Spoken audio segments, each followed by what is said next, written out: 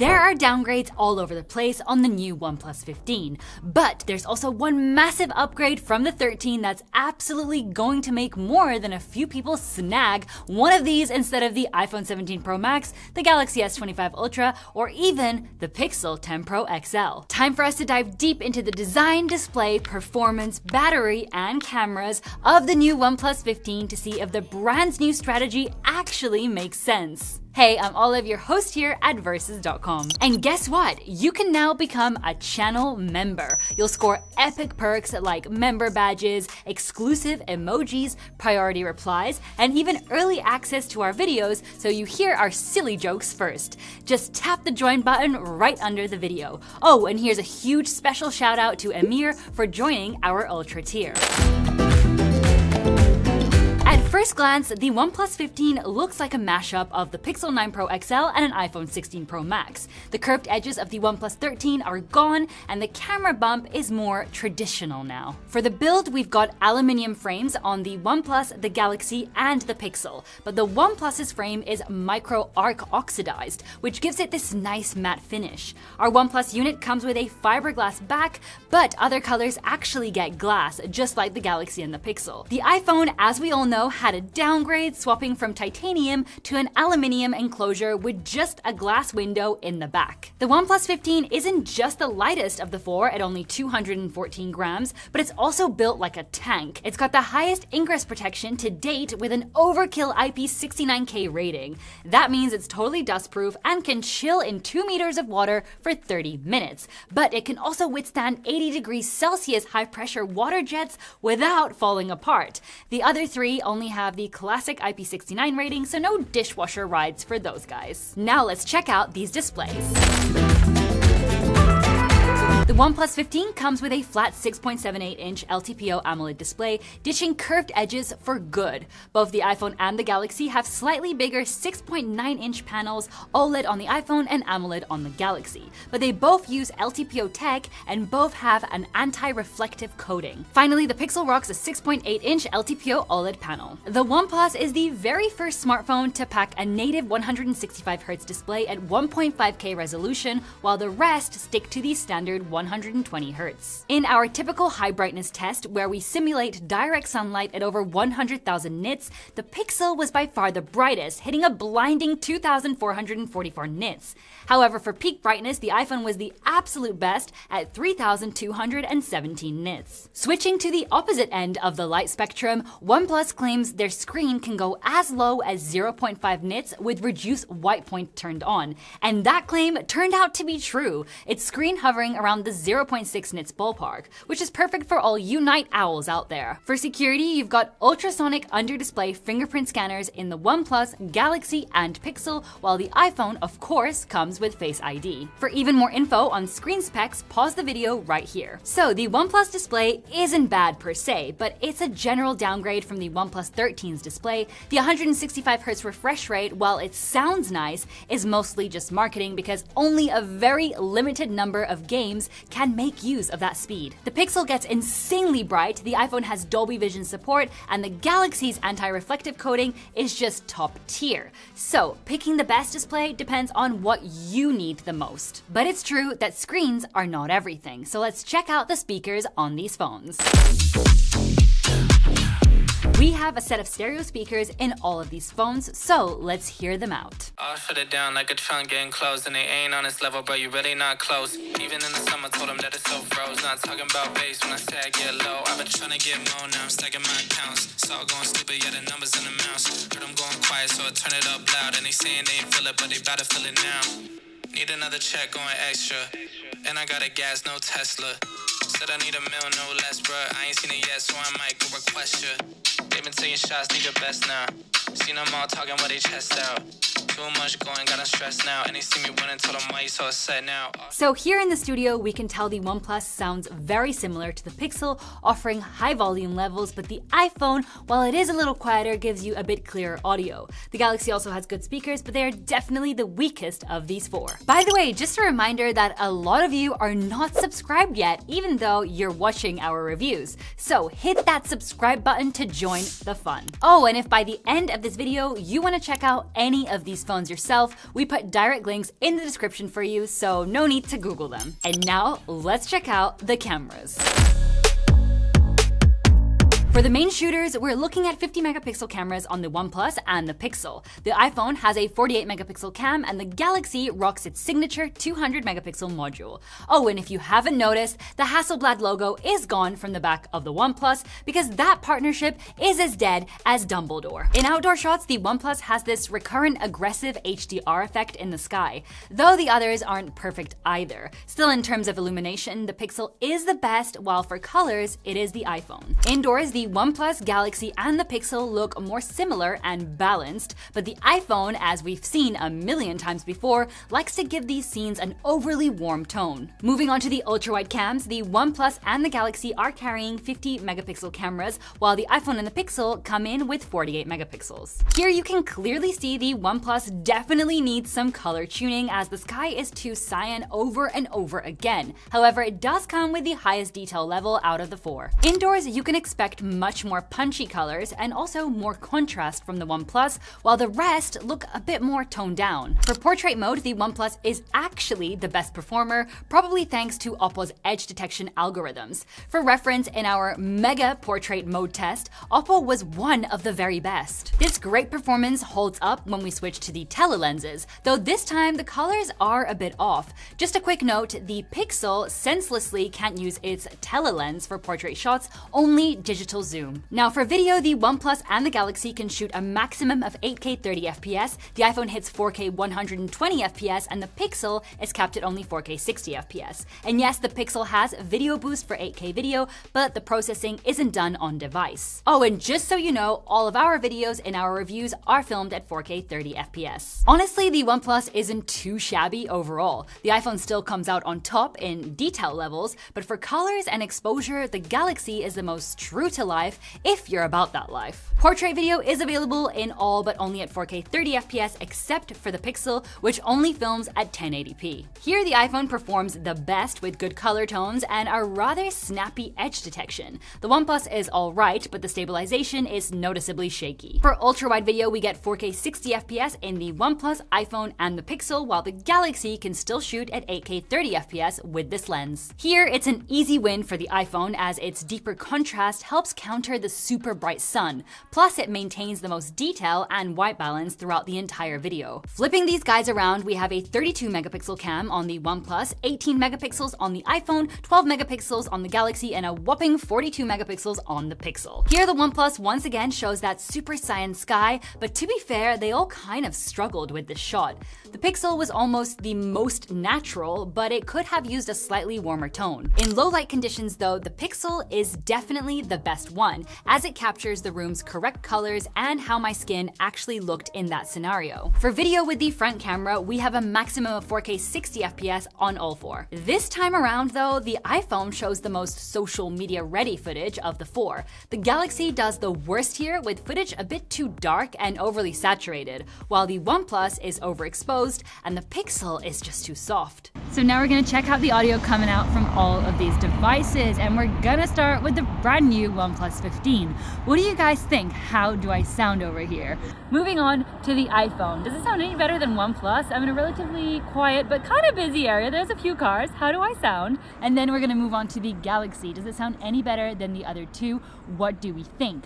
Finally, we've got the good old Pixel. Does it sound better than the rest? As always, we're gonna be talking about it. So as you just heard, the OnePlus, iPhone, and the Galaxy sound pretty similar, while the Pixel cancels out pretty much all the background noise, but as a trade-off, my voice sounds a bit robotic. For zoom, we've got a 50 megapixel periscope telephoto on the OnePlus with 3.5 times optical zoom. The iPhone comes with a 48 megapixel periscope telephoto with 4 times optical zoom. The Galaxy has a dual setup, a 10 megapixel telephoto camera with 3 times optical zoom, and a 50 megapixel periscope telephoto cam with 5 times optical zoom. Finally, the Pixel has a 48 megapixel periscope telephoto with 5 times optical zoom. This is how all four stack up at their optical zoom distances, and here's how they look at 10 times digital zoom. As before, the OnePlus really struggles with blue tones in the sky. At 20 times digital zoom, the Galaxy actually looks the sharpest, but it has quite some noise in the sky, despite it being a really clear day. At the maximum maximum zoom distances, both the OnePlus and the Pixel are using AI to generate detail, and while the Pixel's color is too warm, its algorithm is more effective than the OnePlus's. Now let's embrace the darkness and check out some low-light examples. With the main cameras, the iPhone captures the most shadow detail, but the Pixel has the most low-light ambience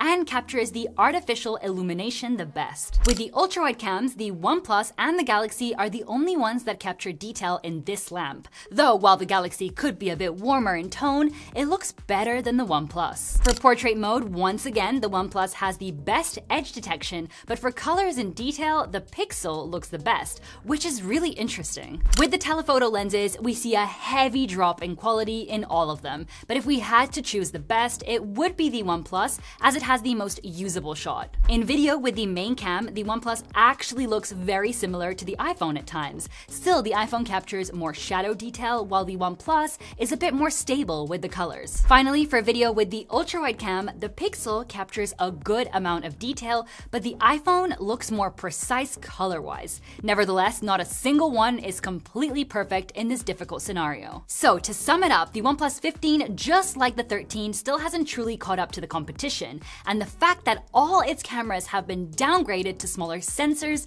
isn't helping either. To be completely fair, it doesn't have a terrible camera, but you can expect better overall results from either the iPhone or Galaxy in most scenarios. But hey, if cameras aren't a highlight for you, let's see what the performance is like.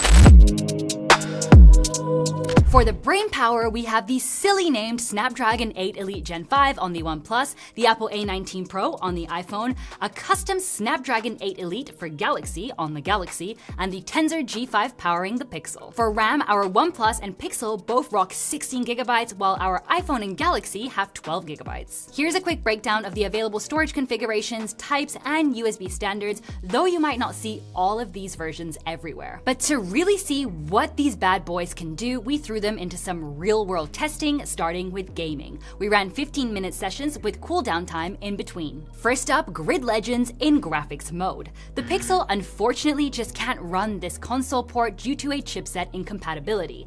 The iPhone, on the other hand, has compatibility for up to 40 FPS, while the OnePlus and the Galaxy can only hit 30 FPS by default.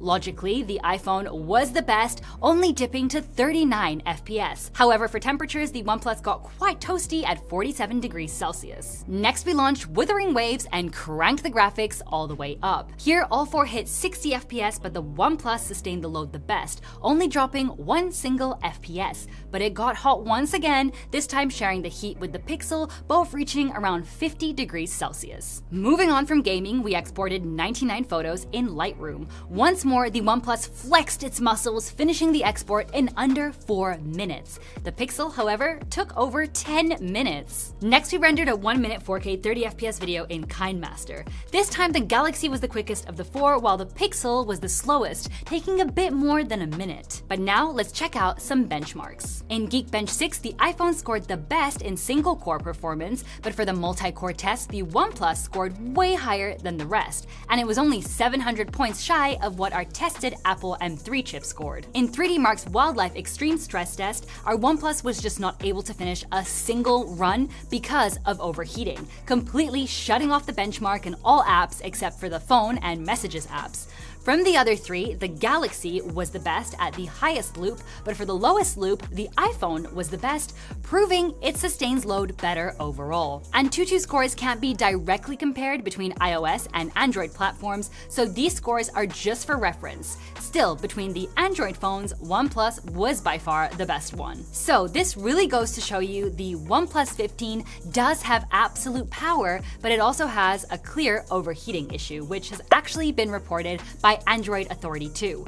This is despite OnePlus throwing everything they had at it, like aerospace-grade aerogel, a vapor chamber, and graphite to try and keep the phone colder. That Snapdragon 8 Elite Gen 5 definitely delivers incredible bursts of power, but for sustained load and more human-healthy temperatures, the iPhone and Samsung are a much better middle ground. The Pixel, well, let's just not talk about it. But now let's dive into the software Tron style.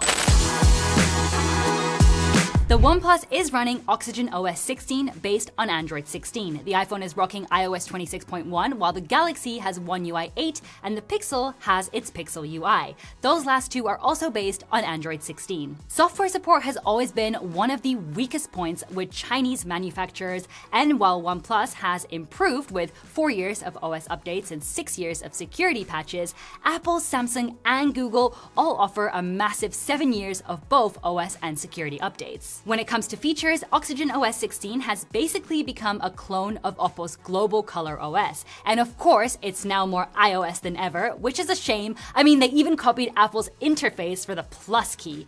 Still, you do get some cool features like Mindspace, which works kind of like Nothing's essential space to save and summarize info from your screen caps or audio recordings.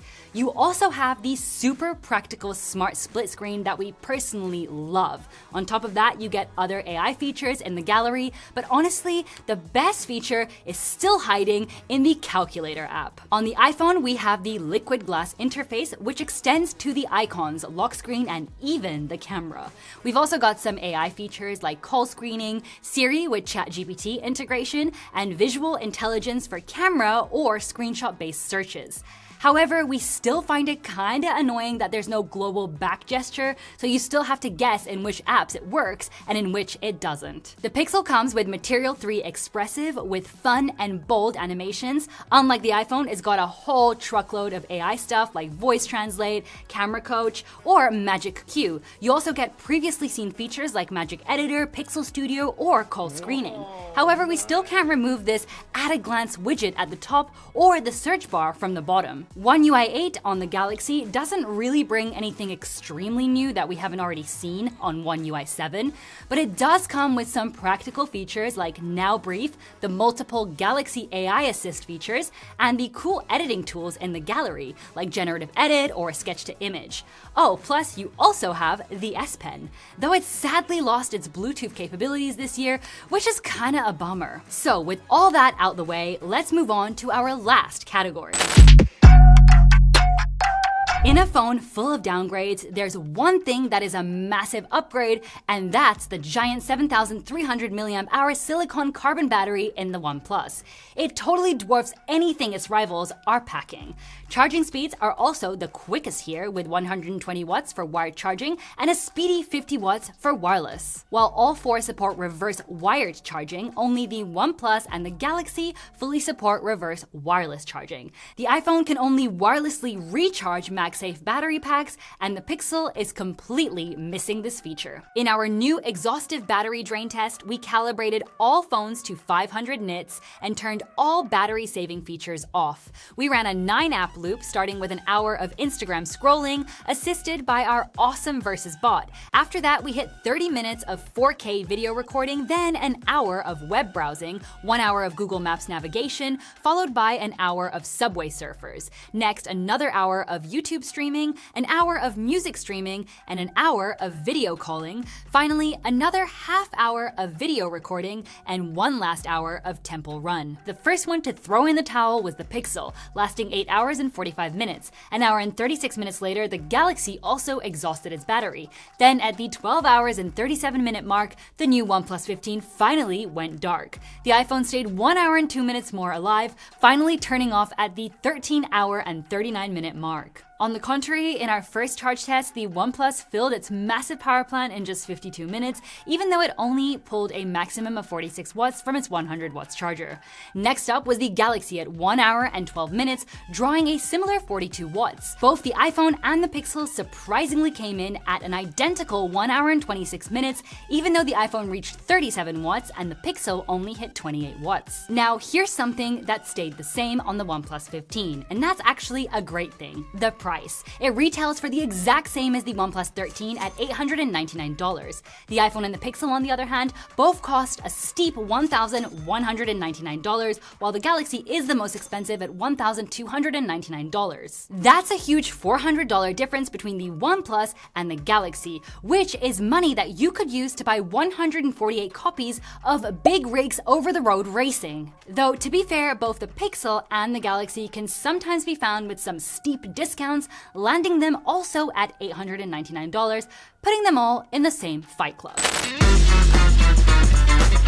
So to sum it all up, the OnePlus 15 definitely comes with a rather long list of downgrades compared to its predecessor, but it also brings way more power and battery than ever before. And honestly, the average customer will be more than happy with this phone, especially at that killer $899 price point. The big issue though is that it does have an overheating problem that gamers or anyone running demanding apps are absolutely going to run into. So OnePlus definitely needs to tune some details if they really want to make the brand a true gaming powerhouse. If we consider those massive discounts the other phones have been seeing, the Galaxy S25 Ultra easily comes out as the best all-rounder. It's got an amazing screen, great cameras, and still a ton of performance you can rely on. The iPhone 17 Pro Max is also another super capable phone and absolutely amazing for all you content creators out there, but its steep price tag makes it only an option if you've got the cash to burn. The Pixel offers for us the best software experience of the four, and its cameras are still reliable. However, if performance is what you're looking for, there's absolutely nothing here for you. If you're interested in seeing how the OnePlus 15 stacks up against the 13 to see if it's truly a downgrade, a side grade, or perhaps a massive upgrade, make sure to subscribe because that video is cooking soon. And before you go watch Stranger Things, don't forget to give us a big thumbs up if you enjoyed the video and hit subscribe as we're always testing new devices to help you make the best choice. We'll see you in our next video, and until then, take care.